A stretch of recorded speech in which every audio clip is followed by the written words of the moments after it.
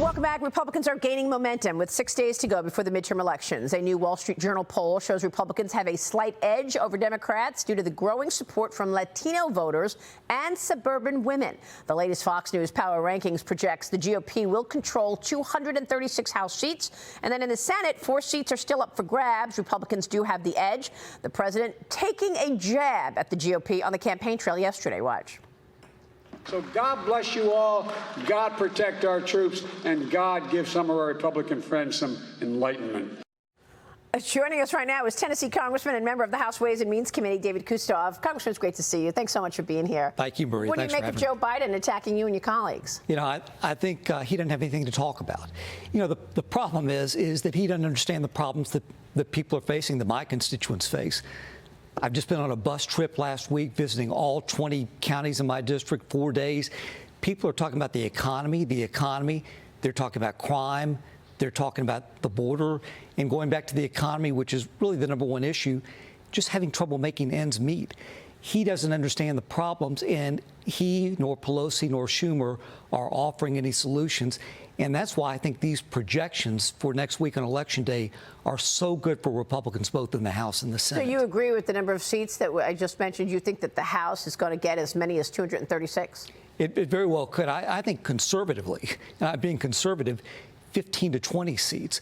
But the winds are blowing, and you know that because you see the Democrats out there, Biden and everybody else campaigning, and they're in a panic. And they're in a panic because they helped create the situation as it relates to inflation by passing all these big, huge bills, $1.9 trillion for the American Rescue Plan and whatnot, and they've got nothing to talk about.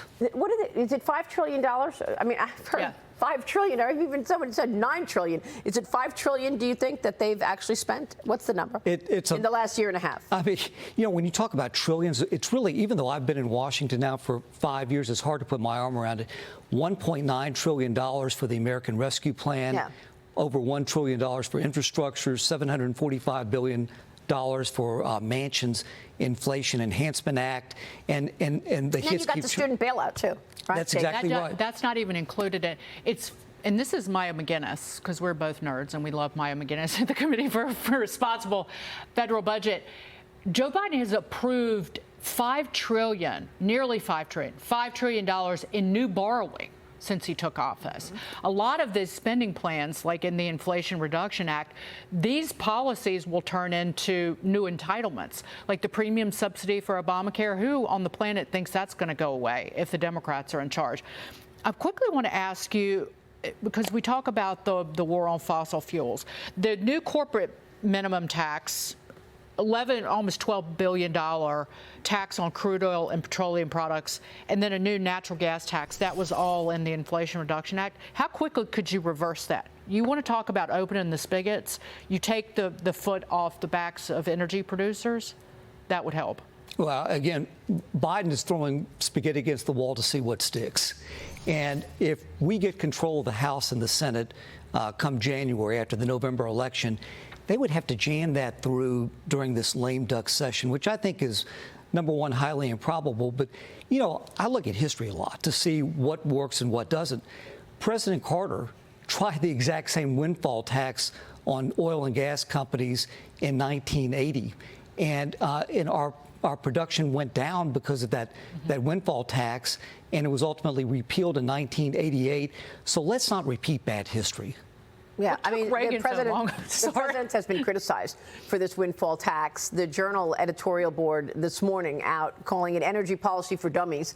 I'm sure you saw that op-ed. Former Treasury Secretary Larry Summers even wrote on Twitter, "I'm not sure I understand the argument for a windfall profits tax. If you reduce profitability, you will discourage investment, which is the opposite of the objective." But what I'd love you to explain is the bureaucracy that this administration has put in place to actually limit the amount of production. So here you have Joe Biden at the podium yelling about oil companies left and right, saying we want more production, but isn't his policy the policy that has made it difficult to do just that? No doubt about it. When Joe Biden put his hand on the Bible on January 20th, 2021, gas on average was about $2.39 a gallon. We know what it is now. When he went into office, immediately issuing executive orders, killing the Keystone Pipeline, disincentivizing American producers from wanting to produce here. So you don't have to be an economist to know that when you limit supply, when you limit domestic supply, the price is going to go up. This is wholly created by Biden and his executive orders and the progressive left. My hope is, here's my hope, that once we get control of the House and the Senate, that Biden will come out of his far left corner and maybe take a page from Bill Clinton in 1995 when Republicans swept in 1994 and say, I want to work with Republicans to try to get things done for this country. I love your optimism, but don't hold your breath. I think that might be a little bit of wishful thinking. Can you talk to us a little bit about what exactly you guys will defund if you get control of the House and Senate? Talked about the IRS, 87,000 new agents. What else? Well, Kevin McCarthy has said that's going to be one of the first orders of business when we take control in January, is to defund those 87,000 IRS agents. I talked about being on this bus last week. I heard a lot from people that that really concerns them. They know that they're going to be audited. They know that there are going to be more hassles and more red tape. That's not what this country's about. So that will be one of the first orders of business. You asked this, and I'll answer it in a different way. Oversight is going to be a very important tool that we use both in the House and the Senate. In the IRS, I'm very concerned about confidential taxpayer information. And where all of this money is going, particularly Ukraine, tens of billions of dollars, oversight is going to be absolutely critical. It will be both in the House and the Senate, and where I'm on the Ways and Means Committee to make sure that the IRS that we can wrap them in and make sure that our confidential taxpayer information doesn't get released to the public. Are you going to be able to stop the tax increases? Well, we're going to, there are some things that we can do through the CRA in terms of executive orders, but we will look at recalling what we can. But remember, in the Senate, we'll need 60 votes to get some things done. Yeah, for sure. Congressman, good to see you. Thank you very much for having me this morning. David Kustoff joining us. Quick break, and then we are